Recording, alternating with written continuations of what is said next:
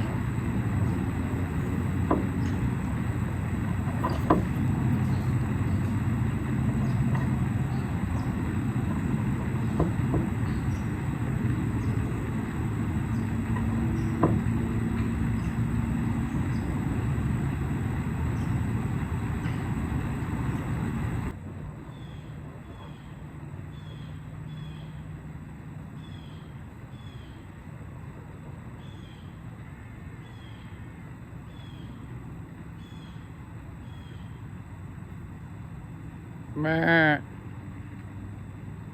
Meh.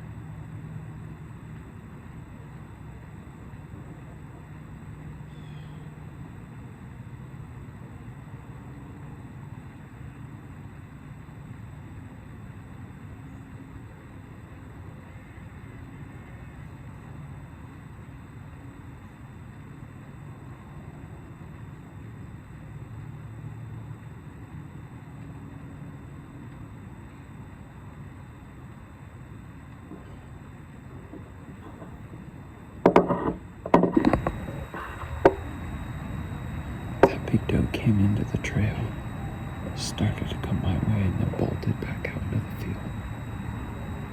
And then came back in again, looking for the little ones, I think, that came in. And then bolted back out in the field again. And then the last time she came in, stood at the entrance and was staring at another deer that's out in the field, but I can't see what it is. And then she took off into the field.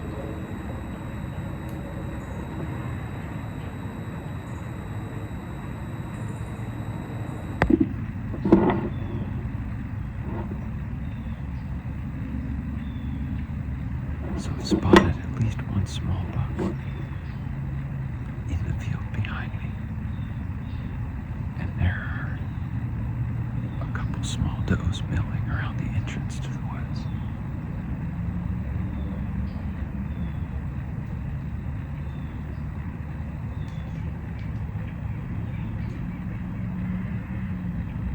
I haven't spotted the big one again yet.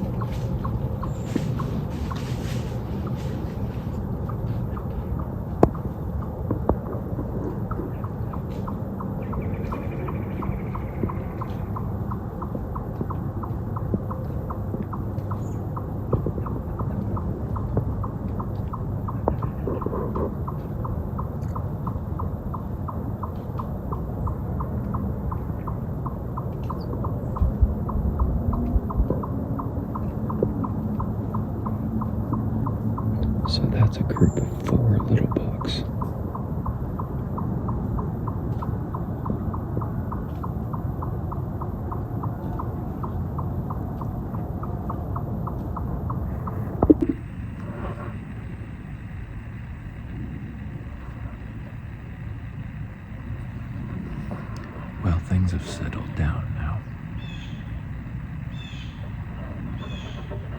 When I got here in the morning, I came through the bean field, and as soon as I hit the trail to walk into the stand here, a doe blew like 10 yards from me in the woods, and she took off into the woods blowing the entire time.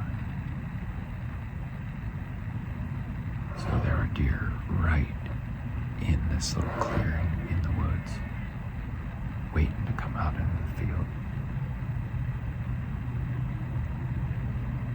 I don't know what happened to those doe that were over at the entrance. They must have gone back into the field, down to the swamp, or into the cornfield. Same thing with 3 of the bucks. One of them came back into the woods here and went into the bedding area. But the rest must have gone back the other way.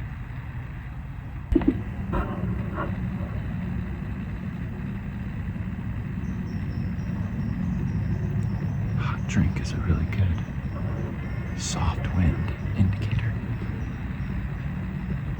Those bucks came in behind me, and I was dropping milkweed, and it was just kind of floating straight down under the stand. It's really, really still. But when the wind does kick up, it's going back to where they were, which for most shots in this stand is where I want it to be.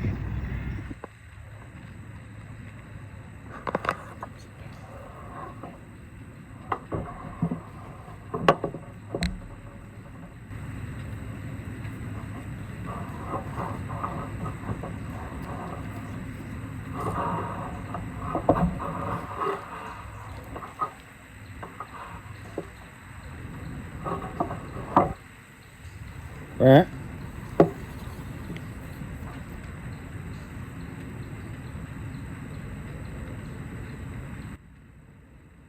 Right.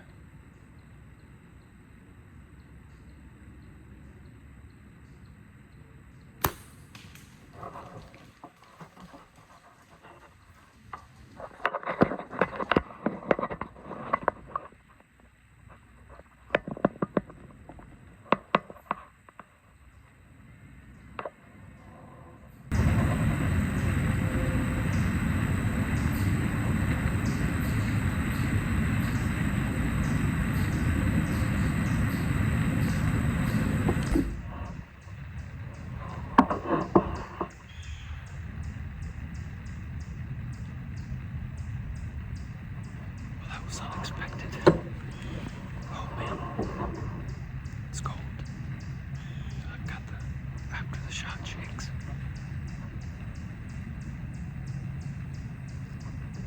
I had just taken my face mask and gloves off.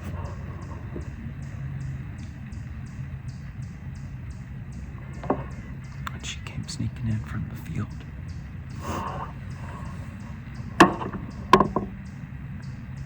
I was just thinking that when I got down, I was gonna go just past this little clearing, because every deer that I have seen lately use this spot. Oh man, I'm cold. Every deer that's used this spot has not come through this cut like they used to. They're using a trail about 10 yards past it. And she was only about, 5 yards past it, but gave me a little opening in there. I feel good about the shot. I went back and looked, and I think it's a hair forward and a hair higher, because she did start to duck right before it got there. I don't know what the yardage was. I think she was probably 30, a little over 30. And I aimed for 30 and she dropped a little bit. There was a smack. So I think maybe I hit the scapula a little bit. So I'm thinking it might be a hair high and a hair forward. It did not go all the way through her. She ran off with the arrow in her. So I'll wait a little bit and then get down and look. Brett?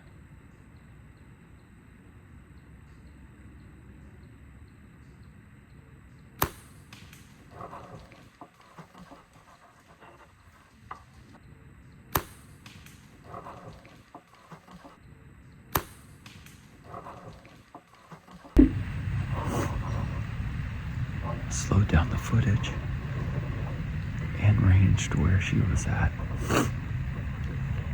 So I was aimed for 30, she was at 30, and she dropped a little bit. It looks like the arrow got good penetration, and I thought it did when I saw her run off. So I think the broadhead probably hit the scapula or close to it, but I think it went all the way through her. The arrow just didn't come out. So it's getting late, so I'm gonna go down and at least start looking around the shot site.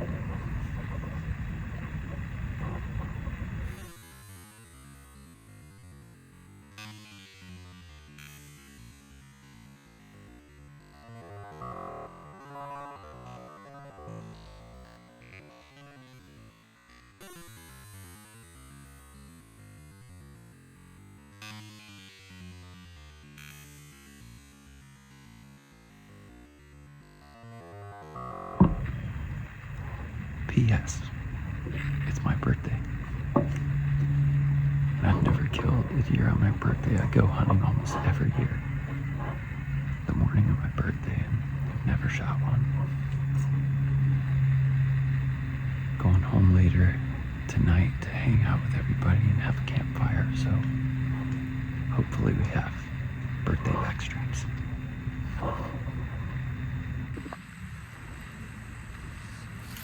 Alright, I'm right where she was standing.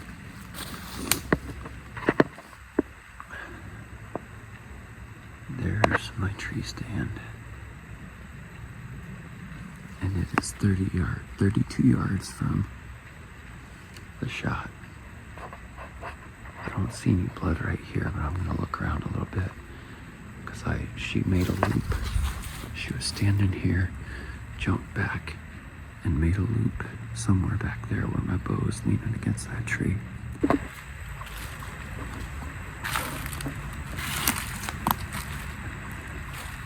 Alright, just like I thought, she looped from over there around that tree where my bow is, and I just found the back end of my arrow.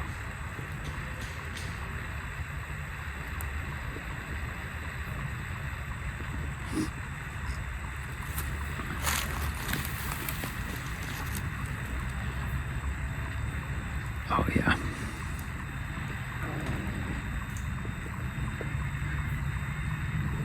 So the broadhead went all the way through her.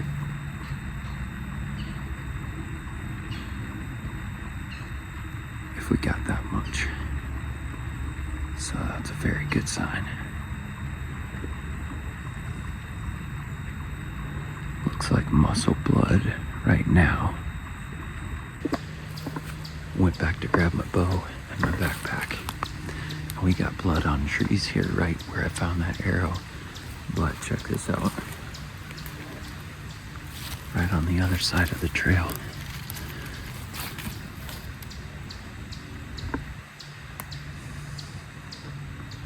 So there's a lot of meat where it went through her shoulder. And then a lot of blood on the back end.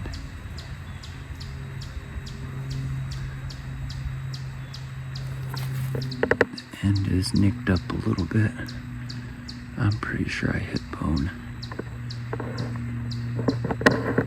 But it went all the way through. She broke it off when she was running. When it's through their shoulders and they start running, it snaps the arrow off, usually. 50 yards from the shot, and there's not a ton of blood yet, but I don't expect there to be with a high shoulder hit.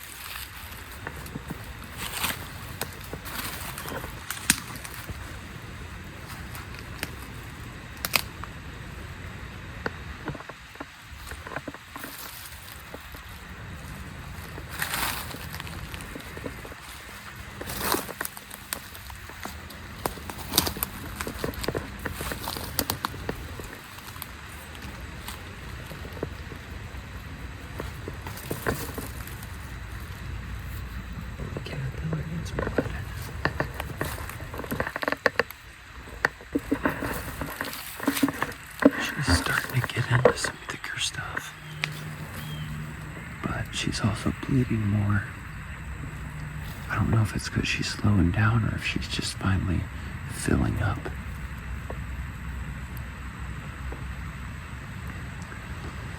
But I expect her to be right up in this thick stuff laying down somewhere.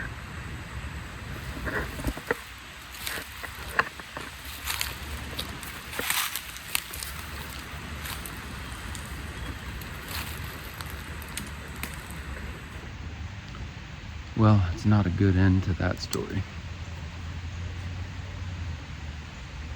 I'm down to just drops of blood and ended up with one right at a fence that she jumped into some really thick stuff on a neighbor's property. And I'll try and get permission, but I don't know how I'm gonna keep following with as thick as it gets up there.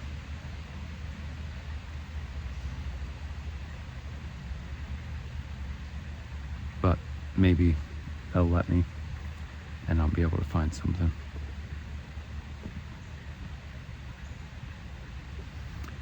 I mean, that is so much blood, and it must have just been too far forward and too high.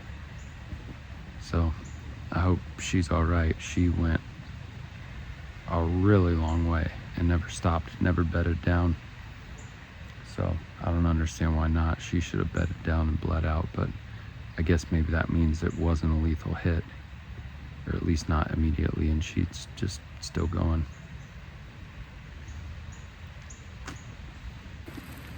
That's the last blood right there. There's not any like trickling down her belly or anything, like she's jumping fences and stuff without leaving anything, any trace. There's not even blood on the other side of the fence.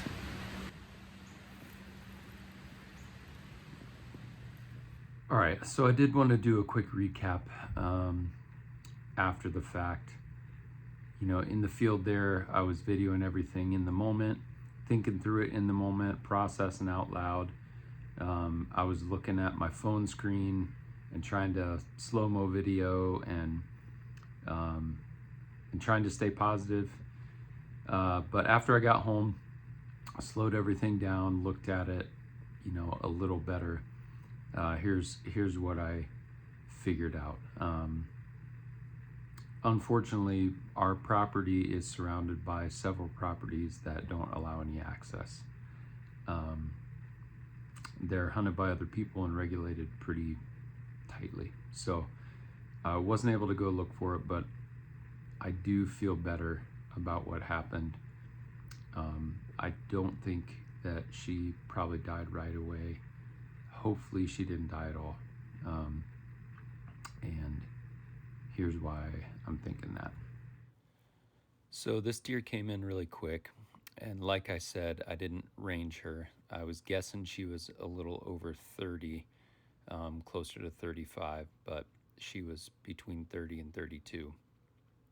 So here's where I was aiming, and I was using my 30-yard pin.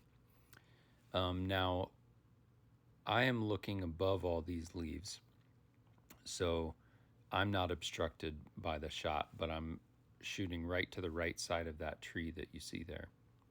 So here comes the arrow. She starts to duck right there and then gets hit and spins out. Now I'll kind of slow it down back and forth a little bit here so you can see better.